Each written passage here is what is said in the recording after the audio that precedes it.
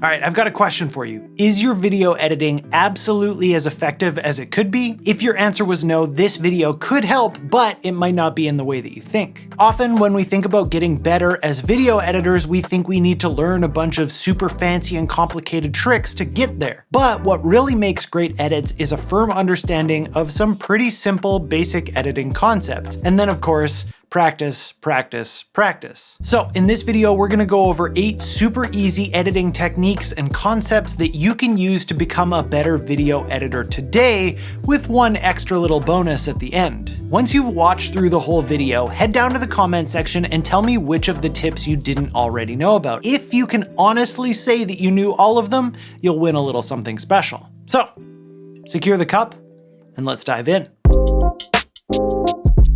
At its most fundamental, video editing is taking a bunch of clips, cutting them, and putting them together. But how do you know when to cut them and where to attach them together? Well, one option, and our first editing technique, is to cut on the action.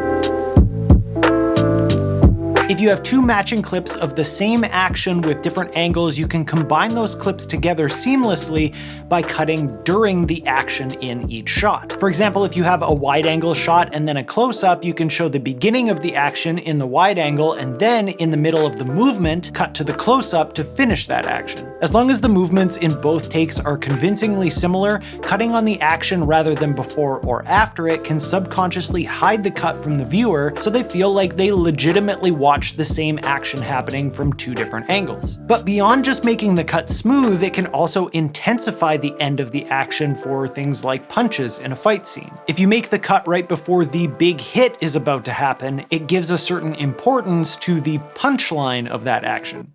Pun intended. Similar to cutting on the action, our next concept is to cut to the beat. If we have music in our scene, we can use that to our advantage by making some of our edits fall on the beat of that music. This technique doesn't necessarily hide the edit, since you could be cutting between anything, but it does help to make the edit feel purposeful.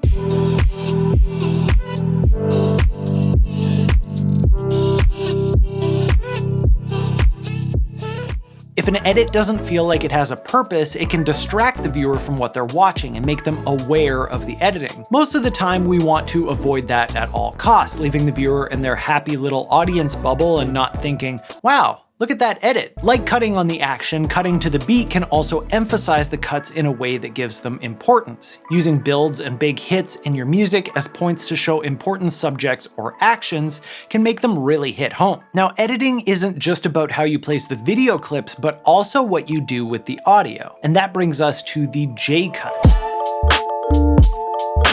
This edit is named after the way that it looks in a video editing software. Let's say we've got clip A and clip B. Instead of just butting them both up directly against each other, we would extend the audio of clip B earlier to overlap the end of the visuals from clip A. Basically, the audio of the clip that you're cutting to comes in before you actually see the video from that clip.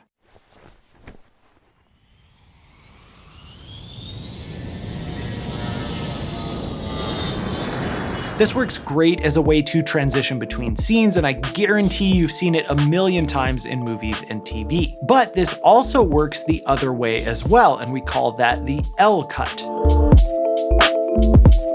As you can probably guess, it looks like an L in the editor. The audio from clip A gets extended at the end of the clip so that it keeps going while we're seeing the video from clip B. It has a similar effect to adding a bit of an extra transition between the 2 clips, but it might be used in slightly different ways.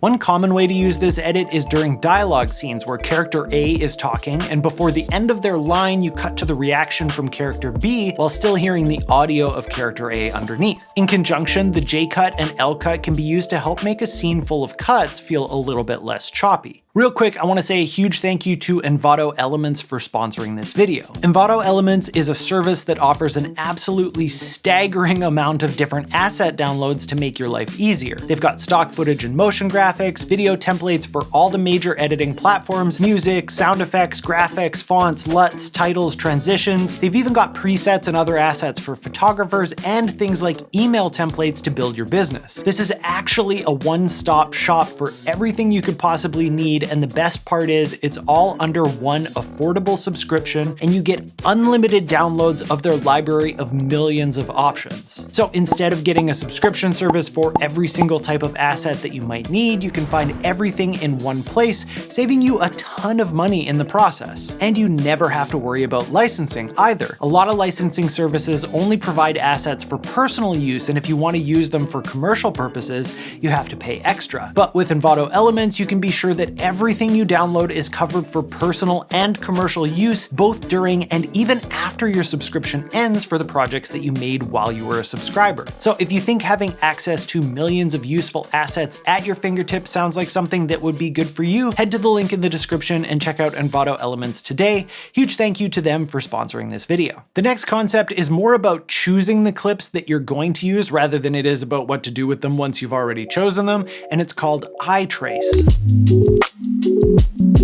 Basically, eye trace is guiding the viewer's eye through the frame so that they don't have to be searching the entire frame to figure out what they should be looking at. So for example, if the main focal point of shot A is on the right side near the top, you might want for your next clip, shot B, to have a focal point in a similar place rather than on the other side of the frame. This way, the viewer's eye is already looking there when the second shot comes up. If it's something like an action sequence or a fight scene where there's a lot of movement and the clips are sometimes less than a second long each, using eye trace to our advantage can sometimes make things more enjoyable for the viewer. If you do need to switch the placement of where the viewer is looking, holding on a shot just a little bit longer to give them the time to visually sort it out can be helpful. But if you've got two shots that are close but not quite right, you can consider reframing one by zooming in a bit and then moving to match it better. And speaking of making things match better, our next technique is called the match cut. This is when we go from one clip to another where something matches in both clips, connecting the two together. It can be visual, it can be audio, or it could be movement. For example, a visual match cut might be that in clip A, we might have a specific shape in our scene that we could match to the beginning of clip B. An audio match cut might be something that happens at the end of clip A that also works together with whatever is happening at the start of clip B. And a movement match cut would have some kind of matched movement in your clips, like someone running through the frame in the same direction in both clips. The power of the match cut is that it creates a stronger connection between two clips that might not have had an inherent connection to start with. Staying on the topic of matching, the next tool is to match camera movements between clips. If your shots have camera movement in them, choosing clips that move in the same direction can help to meld that edit together and be easier to follow. If in clip A the camera was moving to the left, and then in clip B the camera was moving to the right, the transition between them can be a little bit jarring and cause the cut to be more obvious than we'd like it to be. This is one of those things where you may be limited by the clips that you have to choose from, so hopefully the direction of the camera movement was thought out beforehand, but there are a couple of things that you can do to finesse this into your edits as well. If your clip is of a generally static object or location and the camera movement is in the wrong direction, you may be able to get away with actually reversing the clip and moving it in the opposite way. However, if your clip has anything in it that would be obvious if it were going backwards, like moving water, cars, or people walking, then it won't work. Alternatively, for left to right movements, you can horizontally flip the image to create the right direction for your camera movement. As long as there isn't any text or imagery that would be obvious if it were mirrored, you should be fine. Camera movement can be used for all sorts of different reasons in a shot, but what happens if you get to the editing phase and realize that a shot without camera movement would be better if it had some? This is where, as an editor, we can add fake camera movement. Using the zoom and position tools in conjunction with something called keyframes, we can add camera movements in the editing phase. Let's say we want to gently push in on a character to add importance to the emotion that they're feeling at that time. By adding a keyframe at the beginning of a clip with the zoom set to normal, and then another one at the point where we want the zoom to be at its maximum, our software will create a smooth movement between the two keyframes. Or if we wanted to mimic the camera trucking to the left or right, we could do the same technique with the position. But remember that if you do this, you're also going to have to zoom in to give yourself the space to actually move. And if you don't just want a linear move with your keyframes, you can add something called easing to make them gradually start and stop the way that you might want them to. And one of my favorite ways to add camera movement as someone who regularly films themselves using a tripod is by adding a fake handheld look. In DaVinci Resolve, this is super easy because they have a plugin that you can add onto your clip, but if you do a quick YouTube search for fake handheld movement and your editing software, there are lots of tutorials out there showing different ways to achieve this. Now, I promised you a bonus idea, so here it is. Don't cut. Just stay on that shot for a little bit longer. It can be really tempting when you're editing a video to be cutting things down as much as possible. We're used to trying to make things move quickly, make things as short as possible for our ever-shrinking attention spans. But in the midst of all that, holding for a little bit longer on a specific shot can give it an immense amount of importance. So if you have a shot that you really want to draw emphasis on, don't cut, just hold a little bit longer. Getting the feel for this is a matter of practice and experience, but it can be a great way to draw the viewer's attention to a specific shot or moment.